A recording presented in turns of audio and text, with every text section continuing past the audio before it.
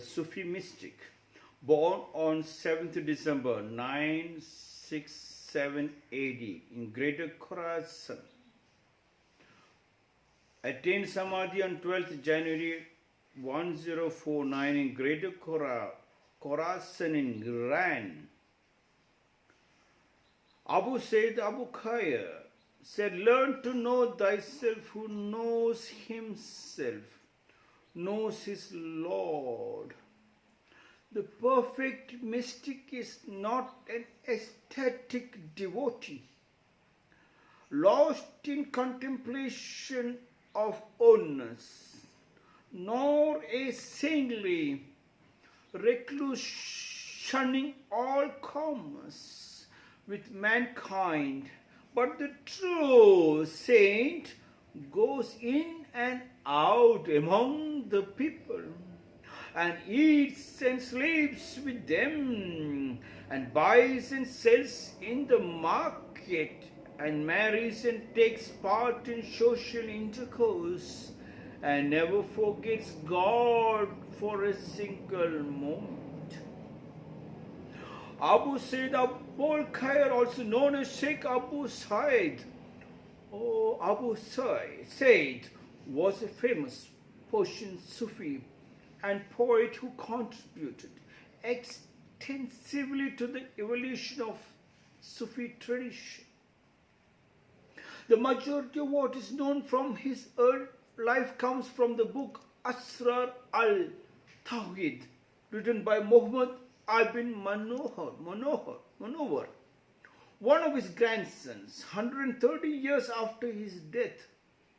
The book, which is an important early Sufi writing in Persian, presents a record of his life in the form of anecdotes from a variety of sources and contains a collection of his words.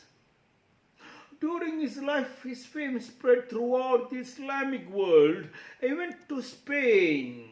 He was the first Sufi writer to widely use ordinary love poems as a way to express and illuminate mysticism.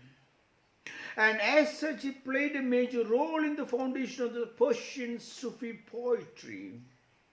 He spent most of his life in Nishapur in Iran. Abu Sayyid Abdul Khayr said, the perfect mystic is not an ecstatic devotee lost in contemplation of oneness,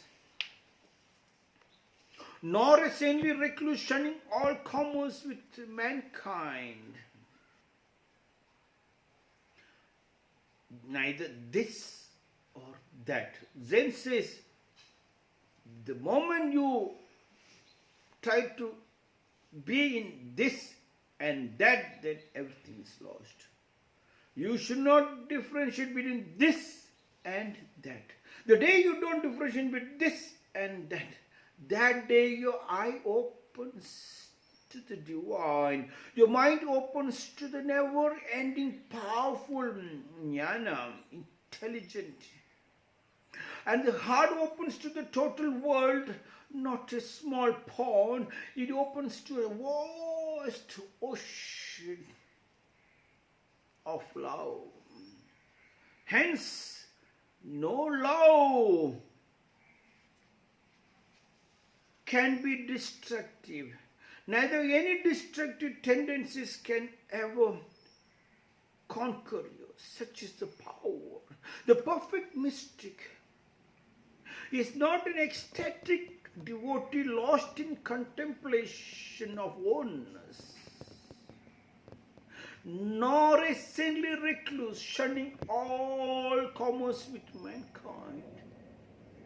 But the true saint, the true person, the true family, the true father, the true grandfather and grandmother, the true leader, the true doctor, the true engineer, goes in and out amongst the people, and eats and sleeps with them, goes in and out among the people, means Every day when you read 100 pages of your holy book, you're going in and out of the holy book. You're going in and out of the holy land. And when that happens, your mind and the body will drag you in and out of the people because you feel people as holy. And you feel in that holiness God resides, and everything you see is God appearing in godly form. Hence they said the husband and the wife, the deep intimate relationship between the husband and the wife is godly, is holy, in and out of the husband and wife. Every time without disconnecting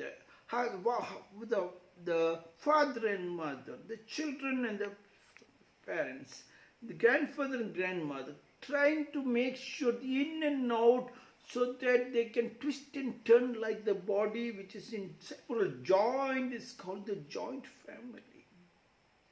And when that happens, even the doctors and engineers also, when that happens, and when the political leaders and the rulers also, then where there is poverty, where there is pain, oh, pain, no gain. Every pain is an orgasmic experience of a new delivery, of truth.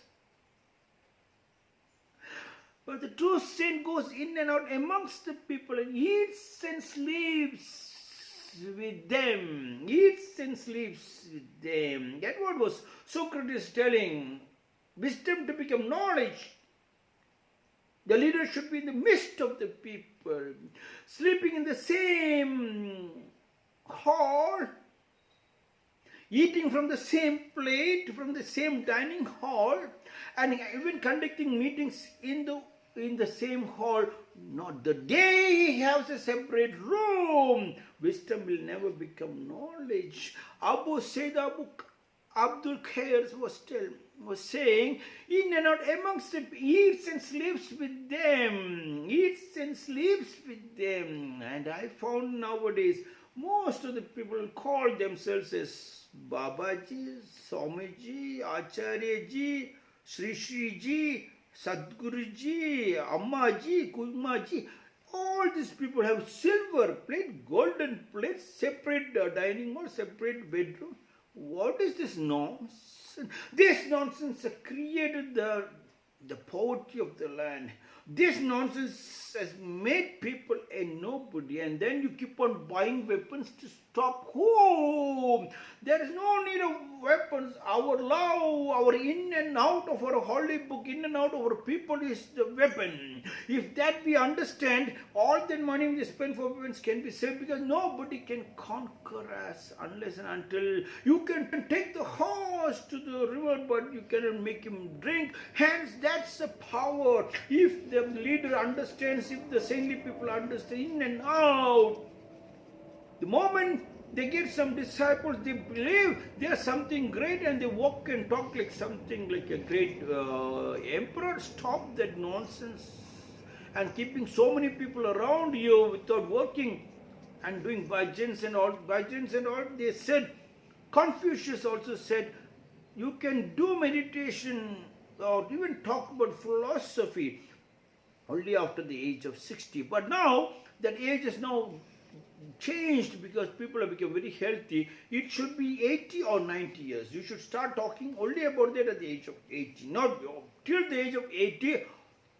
You should roll like 1,000-man warrior, walk like 1,000-man warrior, people, and eat and sleep with them. Eat and sleep with them. Now you created a house and you have a separate room for your daughter, separate room for your son, separate room for a wife, separate room for a wife's boyfriend. I don't know. What bloody nonsense it is. Separate? No. Eat and sleep together. They say, at least sit in the same dining table. No. Throw the dining table. Only when you go to the hotel, sit on the floor so that your leg touches your daughter and the son and the wife. Touch. Bump to bump. Sit bump to bump and try to eat and feed each other. That time, God has entered into the house. That time you can call Lakshmi in the house. Till then, cut ಕತ್ತಲಿಂದ ಬೆಳಕು ನೀಡಿಗೆ. No, tamasoma jyotirgamaya. It happen only if you sit together and sleep with them. You parents have to sleep with the children together, keeping the hand over them. If possible, one blanket. Why should you sleep separately in separate room? Divide and rule policy with the British, you kept on telling, and you have been divided right inside the house. People like eat and sleep with them and buys and sells in the market. Buys and sells in the market. Like the Tamil Nadu women, I have seen them, the village women, when they get married, if the husband is selling anything in the street, she'll carry, even if she's pregnant with the second baby, she'll carry the baby and sit with the husband right in the road, sells with him and goes with him. He cannot even move for a sec. Sells them and marries and takes part in social intercourse. Never forgets God for us. Never forgets God means never forget your family. Never forget your love relationship with your body. That you understand your body. You understand your love. When you are in deep intimate love with your body, then you know the deep intimate love with your husband. Not a single second you miss your husband or your wife or your children or your family. The family is connected. That is God. Forget God even for a single. God means the family, the joint family. God means the greater God. The Mahadeva is the family tree. Once you understand that, who can even talk bad? Even in Western countries, a girl walking with a girl, they call her a lesbian. A boy walking with a boy is called homosexual. In India, that is not. They can walk and catch hold and jump and dance. That is okay, accepted. It's so beautiful. But right in the house, this has been discussed. Please do not have separate rooms. Sleep together, eat together. Take baths together so you can know each other's body and you come in on the body so that there won't be any sickness. You will not be going to a devil's paradise called the hospital. Abu said, Abu Qaib said, learn to know thyself. Who knows himself knows his Lord. When you know and love your own people, whom do you bother? The perfect mystic is not a static devotee, lost in contemplation of ownness, nor a saintly recluse shunning all commerce with mankind. But the true saint goes in and out amongst the people and eats and sleeps with them and buys and sells in the market and marries and takes part in social intercourse and never forgets God for a single moment. This is my confidence.